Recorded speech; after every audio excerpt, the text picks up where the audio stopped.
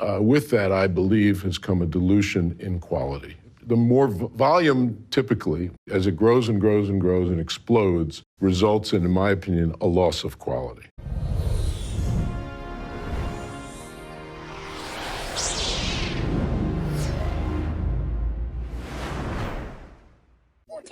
Hello my dear friends, and welcome back to another Star Wars news update.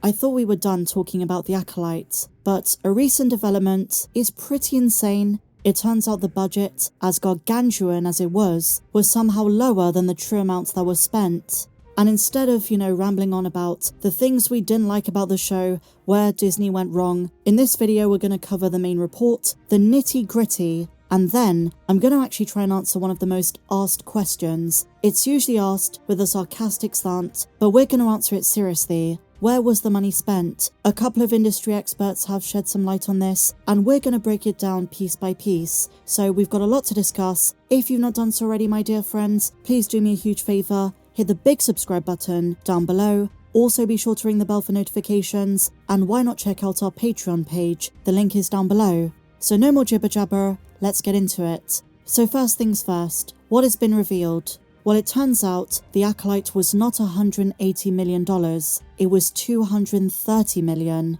For comparison's sake for my UK viewers, that's about 170 million quid. Disney has revealed its controversial Star Wars streaming show The Acolyte came in, quote, over the production budget, with its costs hitting $230.1 million. And here's the gutbuster.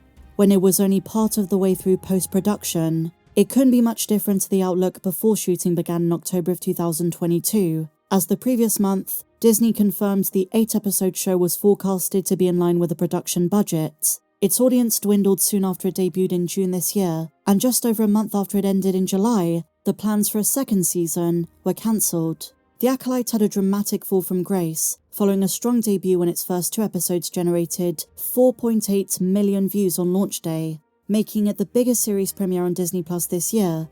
Interest was lost quickly afterwards, and just on the subject of viewership, there is a discussion going on at the moment concerning comparisons between the Acolyte's viewership and the viewership of The Penguin. The contentious comparison going round is that HBO bragged The Penguin got 5.3 million viewers in its first 4 days, whereas The Acolyte got 11.1 million in its first 5 days. And yet, The Acolyte is considered a failure, but The Penguin is being bolstered as a big hit. But the comparison doesn't really add up.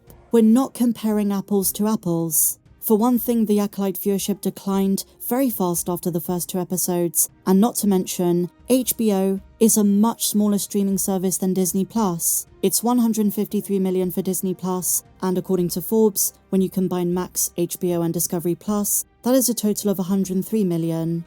We've also got to take into consideration the Acolyte's budget, much higher than The Penguin, and as others have posited, it's what happened after the premiere that was the issue for the Acolyte. So we took a little bit of a deviation just there, a little bit of a side road to talk about the Acolyte versus The Penguin, but let's get back to the budget. So the article brings up something I've not seen too many fans mention, and it is worth pointing out. We talk about the aftermath, but what about the show's inception, at its origins? Development of the Acolytes began in 2021, at the height of the battle between Disney and Netflix for the title of the world's biggest streaming platform. As Disney Plus subscriber numbers surged during lockdown, the Mouse commissioned a slew of costly content to tempt more people to sign up.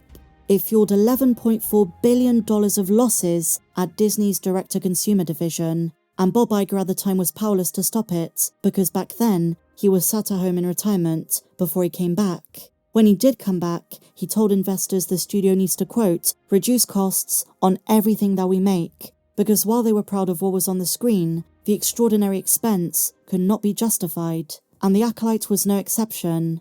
And since Disney Plus Star Wars had taken a sour turn, not just in terms of fan feedback and reception, but also in terms of viewership from the general audience, it was time to stop investing so much money into the shows. And you have to think, The Acolyte's budget versus the poor viewership may have solidified things for Bob.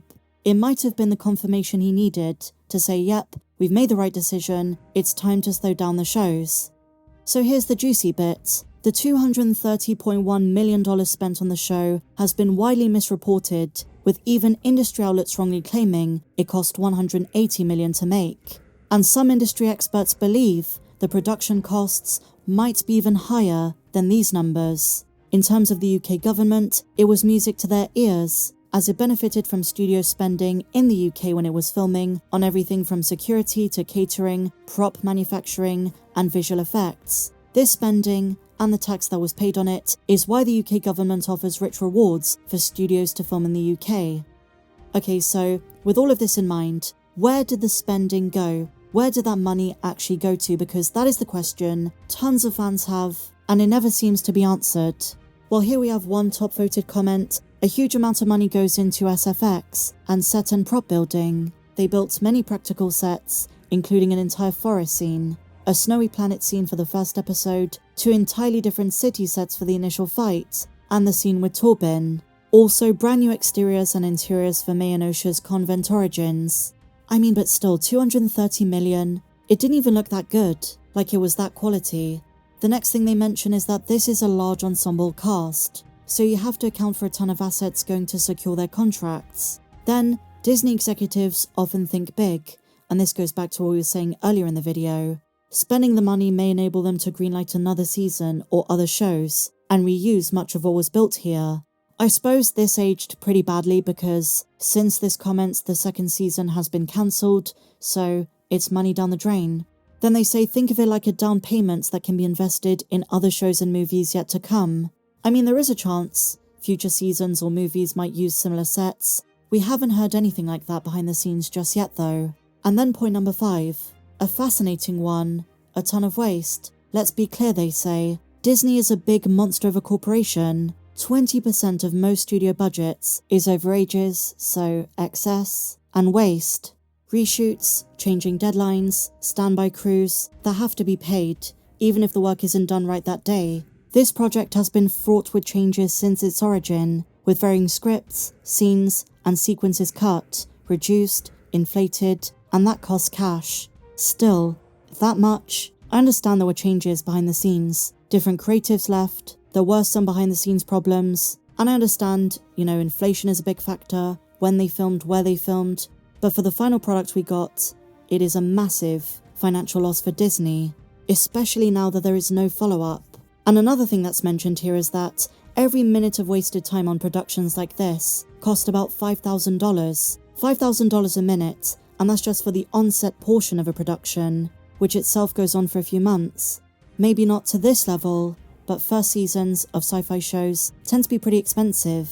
So that's basically the rundown. What do you guys think? Let me know your thoughts in the comments down below. If you enjoyed this video, please be sure to give me a big fat thumbs up, subscribe if you're new, check me out on socials, and may the force be with you, always.